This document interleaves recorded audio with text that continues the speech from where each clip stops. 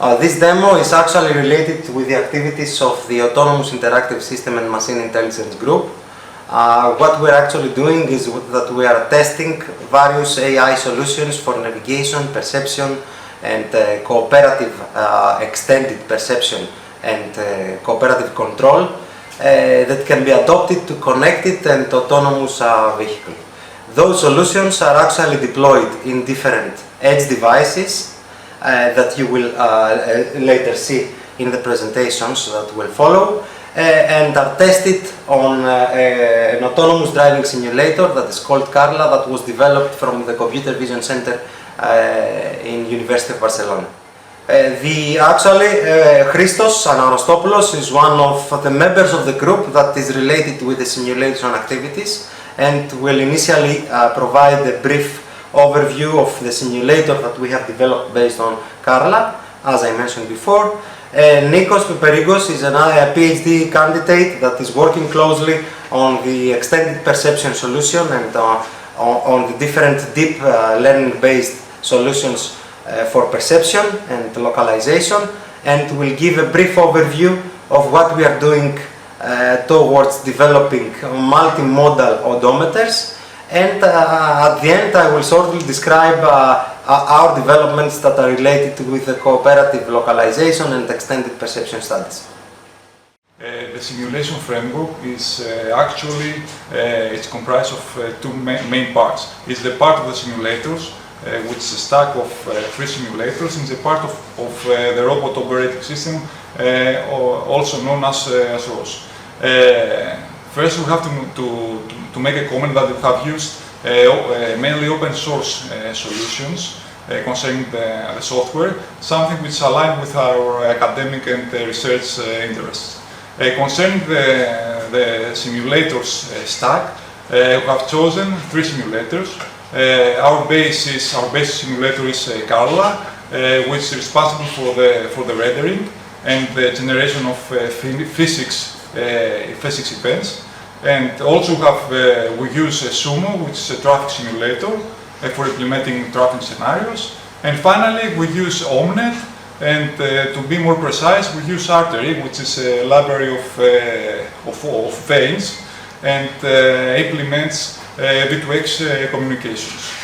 The other part is ROS, which is a very popular open source set of tools and libraries, mainly used in the robotics community, but now it has gained widespread acceptance, and it's used mainly for as a middleware, and also and for implementing our algorithmic solutions.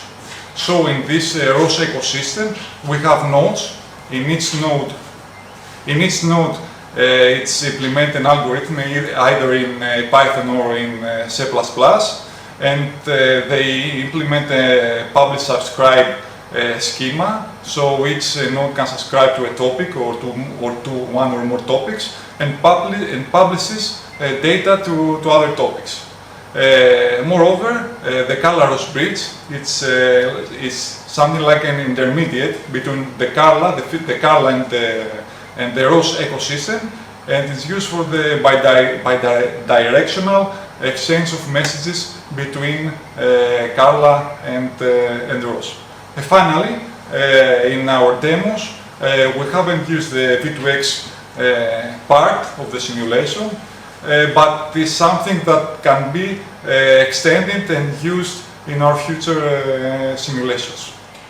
This demo is, the main goal of this demo is to evaluate and develop new multimodal odometer solutions using state-of-the-art algorithms based on image and LiDAR odometries and tested in the Carla-ROS environment.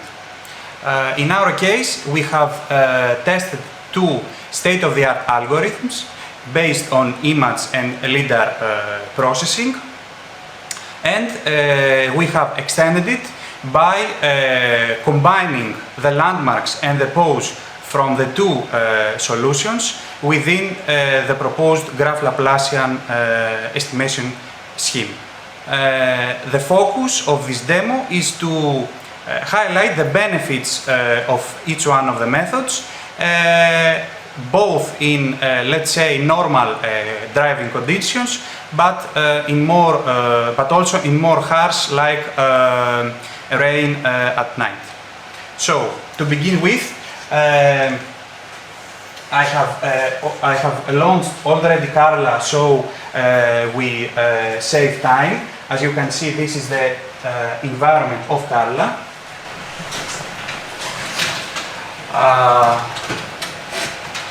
Afterwards, I will spawn one vehicle in the map. Here it is. And all the processing and algorithms will be demonstrated using this car. Afterwards, we will launch the bridge between ROS messages and Carla simulator in order that our algorithms operate efficiently. Okay, the bridge is ready. We will start with the first solution named OrbSlam, based on image odometry. Okay.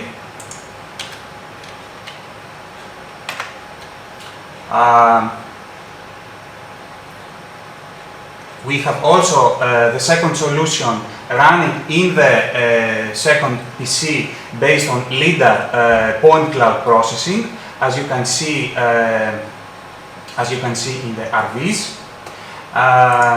Now I will start driving the car with low speed.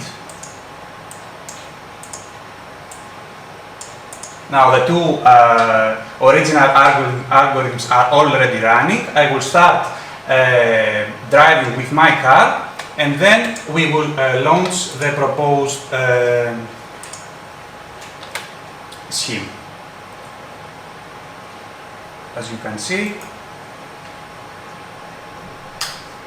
in the RVs you can see the map which LEGO generates.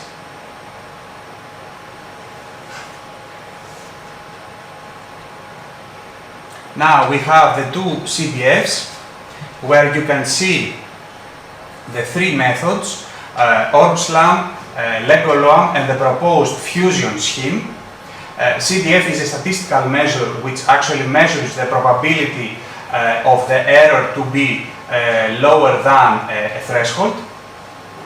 The more left the curve is, the benefits are larger in terms of accuracy. The upper curve highlights the CDF of instantaneous position error, while the bottom one, the root mean square error of the overall trajectory. So we can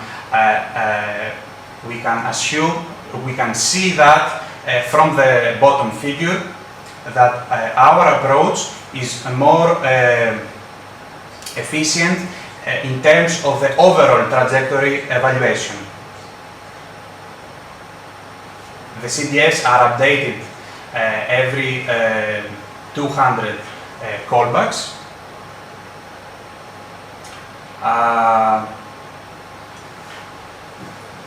Now, if I increase the velocity of the vehicle, I will see that we will see that the methods are degraded.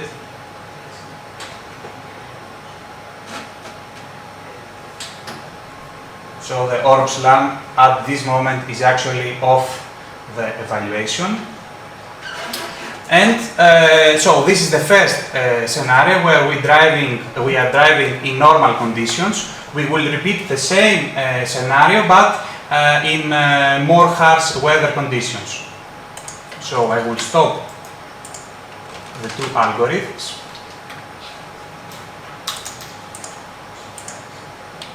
Now I will change the weather.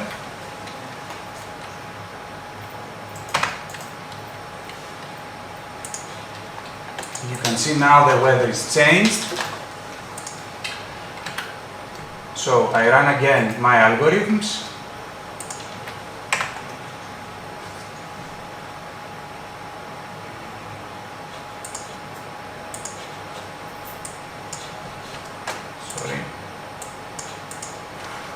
and I start driving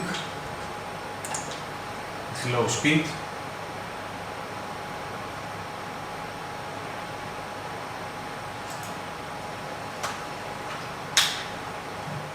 So, as you can see from the CDFs, the image-based odometer is highly degraded due to the weather conditions, rain at night and noon, and our approach is able to reduce the error of this solution and to provide more robust navigation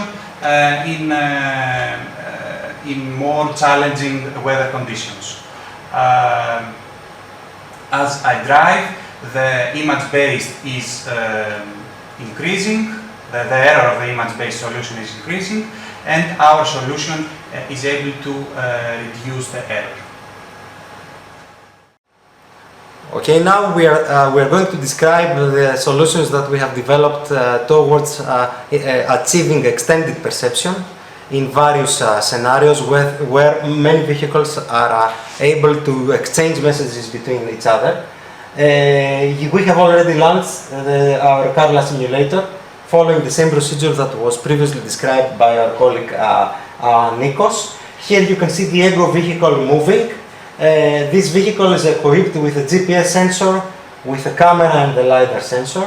We are running the solutions, the scene analysis solutions, 2D from the image and 3D from the LiDAR in this device right here, which is a Jetson device. And you can see here the results. The difference in the map is mainly attributed to the fact that we have rendered also the building layers, while in the previous case we have disabled this layer. Here you can see the output of the 3D scene analysis solution, and here you can see the output of the 2D scene analysis solution. By fusing the different analysis results, the output of the different models that are used for identifying cars and pedestrians and cyclists in 2D and 3D scenes, we are able to detect different agents and evaluate from the LiDAR sensor the distance from the centroid. So we are able to evaluate from each Ego vehicle. We can go back to this screen right here. The distances from all the vehicles that are within the scene range of this Ego vehicle, and we are exchanging the GPS position of the vehicle together with the range measurements, the distances from the detected objects, with all the vehicles that are within a range of 70 meters. What we present in this figure is the extended perception solution, which is actually a solution that enables the Ego vehicle to evaluate more accurately by utilizing all those measurements, both the position of the Ego vehicle but the position of all the other vehicles that are within the range of 70 meters. Now, how we do that? We are based on a similar a novel algorithm that was utilized also in the multimodal odometers. We have developed different versions of this approach. We have developed an approach that actually solves a convex optimization problem that is defined in each time step without performing tracking. We have integrated the same measurement model that is used for this optimization in this optimization function in the measurement model of a Kalman filter to enable tracking as well. And we have developed also diffusion-based approaches where its vehicle, after estimating accurately and tracking the position of its own position, but also the position of the other vehicles, exchanges this measurement with the others and updates by performing an averaging of the measurements. What you can see here is the different neighbors that are detected in its scene, the GPS error, and the output of what we call extended awareness error or cooperative awareness error that is much lower than the GPS error. And this benefit is actually attributed to the way that we utilize the different measurements that are available in the central car. Here what we plot are actually the CDF, similarly to what we saw in the previous part of the demo, meaning the probability that the error measurement of the ego vehicle is lower than a specific threshold that you can see in the y-axis. This figure is related to the ego localization error, while this figure, this CDF, is related to what we call location awareness, which is the average of the errors of the vehicles that are within a specific neighborhood.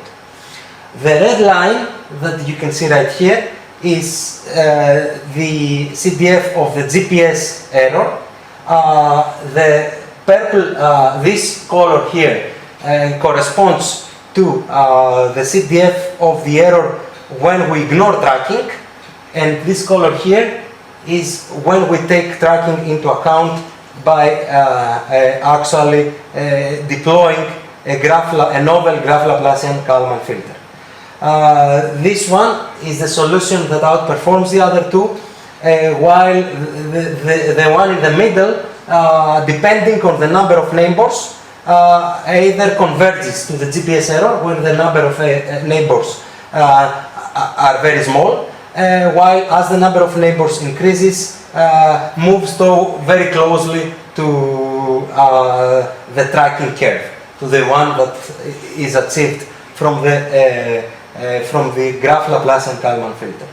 Again, here in the last part, you can see the benefits of the graph Laplacian Kalman filter as compared to the GPS error. I would like to mention as a final point that the novelty of our method is that we have plugged into the measurement model of the Kalman the differential coordinates, which allow us to have a linear model and execute